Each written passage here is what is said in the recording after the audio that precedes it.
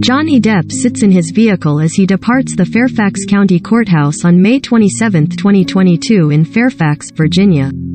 Drew Ongerer, Getty Images. Logo text. A dynamic that may decide the fate of the defamation duel between Johnny Depp and Amber Heard emerged on Friday during closing arguments. Depp played up evidence that he argues vindicates him of abuse, while Heard played up standards of law that she argues must lead the jury to find in her favor.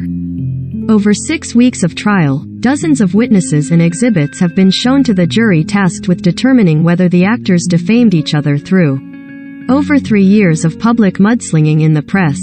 They will navigate formulaic principles of defamation law to reach a verdict. Depp's lawyers during closing remarks, keeping in line with their trial strategy, portrayed Heard as the abuser in the former couple's relationship and Depp as a pacifist who tried to hide at the sign of an argument. "There is an abuser in this courtroom, but it is not Mr. Depp," said Camille Vasquez, representing the Pirates actor. "And there is a victim of domestic abuse in this courtroom, but it is not Ms. Heard." Ben Rottenborn, representing Heard, urged the jury to disregard what he characterized as a red herring in Depp's accusations. "It does not matter if Heard abused him," he argued. "If Amber was abused by Mr. Depp even one time, then she wins," Rottenborn said. "We're not just talking about physical abuse. We're talking about emotional abuse, psychological abuse, financial abuse, sexual abuse." 11 jurors, 6 men and 3 women with 2 alternates, considered closing arguments in the trial in Fairfax County, Virginia, centering on a December 2018 op-ed Heard published in the Washington Post in which she called herself a domestic abuse survivor. Although the column didn't mention him by name, Depp alleged she defamed him because claims in the piece corresponded with the time the pair were married. After Depp sued for $50 million, Heard shot back with a $100 million counterclaim arguing her ex-husband had coordinated a campaign aimed at smearing her. While the central question in the trial is whether Depp abused Heard, the allegedly defamatory statements in Heard's column are: 1. I spoke up against sexual violence and faced our culture's wrath. 2. Then 2 years ago, I became a public figure representing domestic abuse, and I felt the full force of our culture's wrath for women who speak out. 3. I had the rare vantage point of seeing, in real time, how institutions protect men accused of abuse. Delivering closing remarks for Depp's case, Vasquez played audio recordings of Heard admitting to hitting her ex-husband and of her encouraging Depp to tell the world, and see what a jury and judge thinks, of his claim that she abused him, as well as testimony from third-party witnesses undercutting her account of injuries that she allegedly sustained from Depp. Who's really the one alleging a hoax here? Vasquez asked. Who wants you to believe that everyone else is lying, committing perjury? Through the course of the trial, one story in particular has been subject to intense scrutiny. A fight in Australia in 2015 during which Depp's finger was severed. In Depp's version of events, his finger was injured when Heard threw a vodka bottle at him. In Heard's telling, Depp smashed his own finger in a drug and alcohol-fueled stupor before he raped her with a bottle. Vasquez looked to undermine Heard's account of the fight, emphasizing that she didn't photograph of any of her alleged injuries but took the time to document Depp writing on the walls of the house, which he said he did amid a nervous breakdown. Even more than that, Vasquez pointed out that none of the witnesses who have testified about the incident, including Depp's security personnel and medical professionals, corroborated Heard's claim that she suffered numerous injuries from the assault. Ms. Heard spun a story of horror. A 3-day ordeal by a drug-fueled Mr. Depp violently assaulting her, cutting his own finger off, dragging her through glass, and bending her back over a counter and raping her with a whiskey bottle, Vasquez said. She claimed she had bruises on her face, cuts all over arms and feet, and was bleeding from vagina from the sexual assault. And what did Ms. Heard say she did? She said she went upstairs, took sleeping pills, and went to sleep. The next morning she took pictures of the mirrors her husband had written on in paint.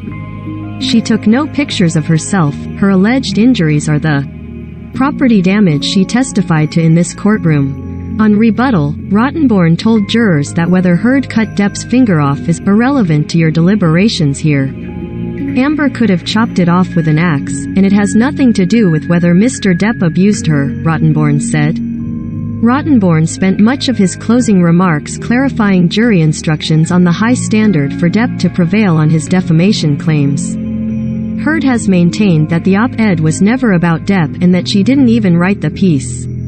ACLU General Counsel Terence Doherty, corroborating the claim, testified that the organization extensively reworked the column to avoid a defamation suit and that Heard didn't push to include details of her marriage with Depp. Just because people might read the article and remember that Ms. Heard used to be married to Johnny Depp, and she accused him of abuse, that doesn't mean she designed and intended any defamatory implications in writing about herself, Rottenborn said.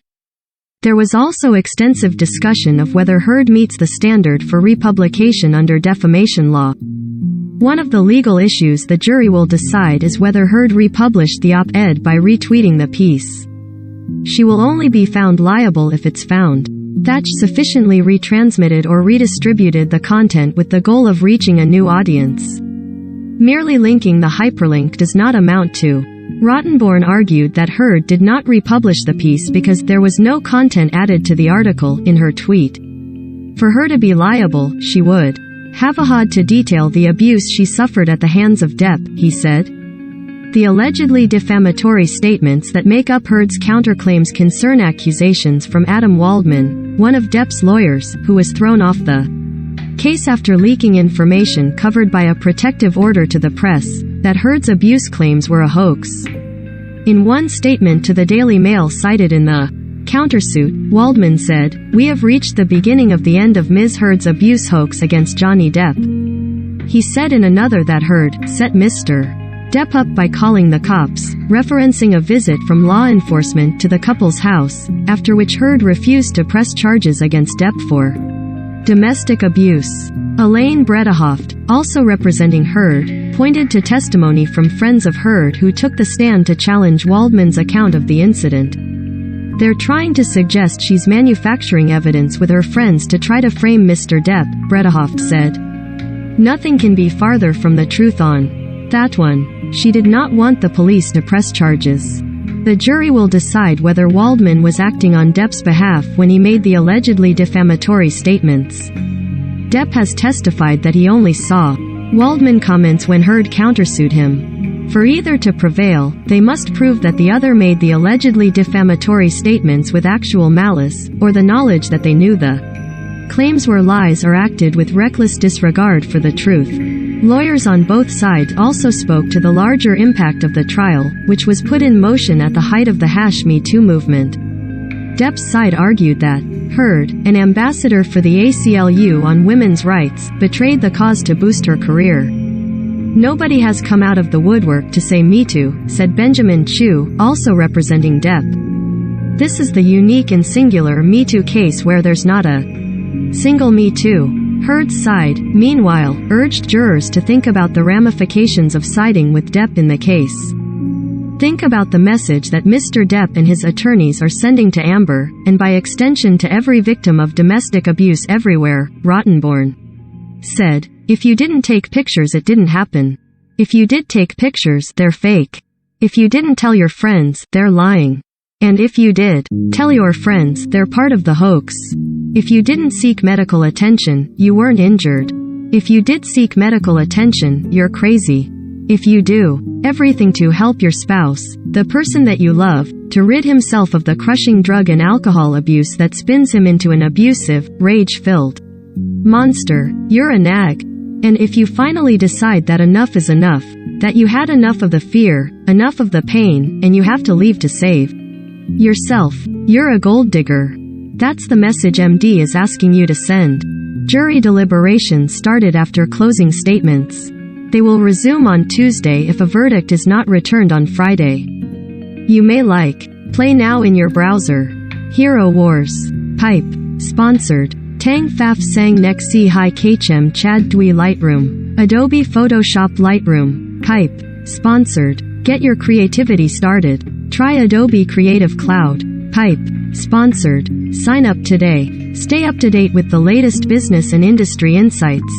ThoughtWorks. Pipe. Sponsored. Read more. 18 Me. Why? Nikad Unit Physes. Thor.1198. Land and Houses. Pipe. Sponsored. May Kai Pel Nexen Kung Luxa Lao 3 Wan Kak Nan Ke Keed Ruang Ti Mi Kad Fan Kun Kab Kchen Ti Sux Pai. The Travel Breeze. Pipe. Sponsored.